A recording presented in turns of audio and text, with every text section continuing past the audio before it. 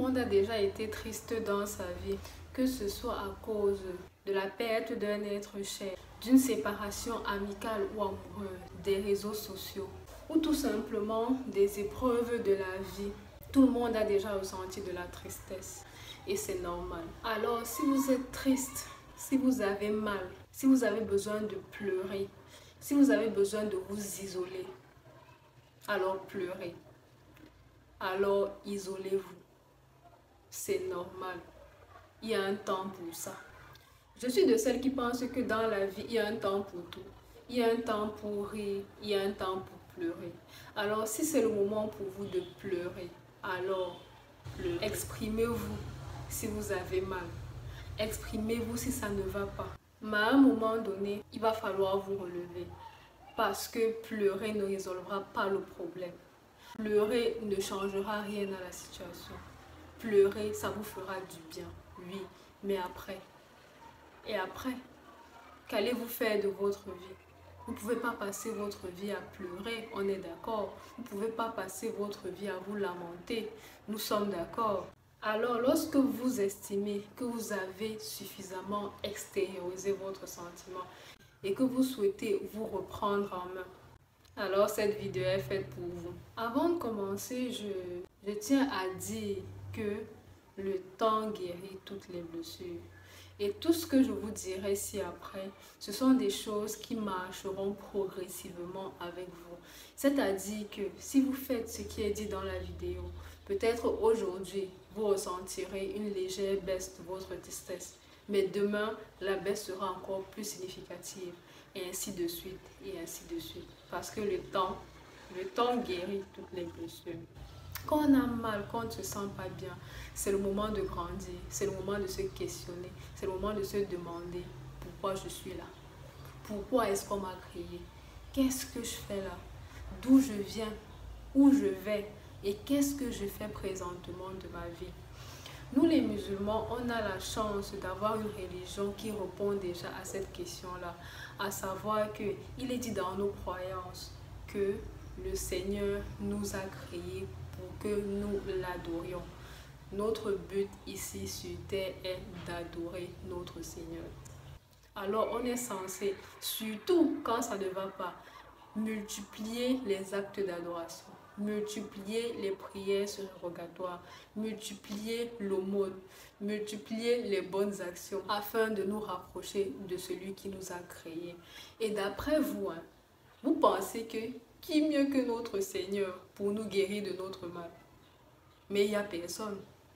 Alors, il est question, quand ça ne va pas, de se rapprocher de notre Seigneur à travers les actes d'adoration afin de décharger le poids de notre tristesse, décharger le poids de notre frustration, décharger tout ce qu'il y a de négatif dans notre tête et de repartir apaisé. Parce que c'est là-bas qu'on trouve la paix. Bien sûr, la vie d'un homme est faite de plein de choses et on ne peut pas passer toute notre vie en pleine action d'actes d'adoration. C'est-à-dire, on ne peut pas passer toute la journée à prier par exemple. On ne peut pas jeûner tous les jours de la semaine par exemple. Ça ne se fait pas.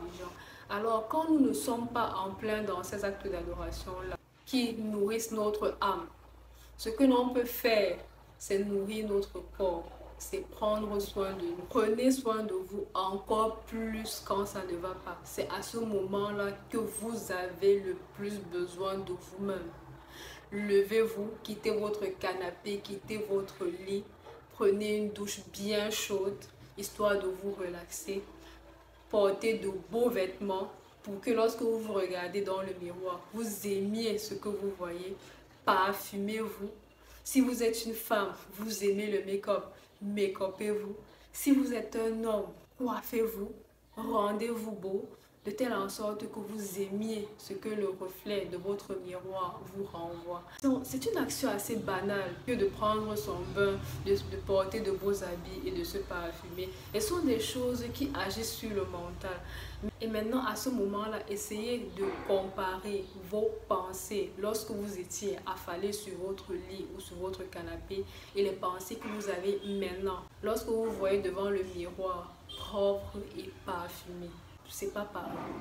Après avoir fait ça, je vous suggère de choisir une activité que vous aimez, une activité qui vous procure du bonheur.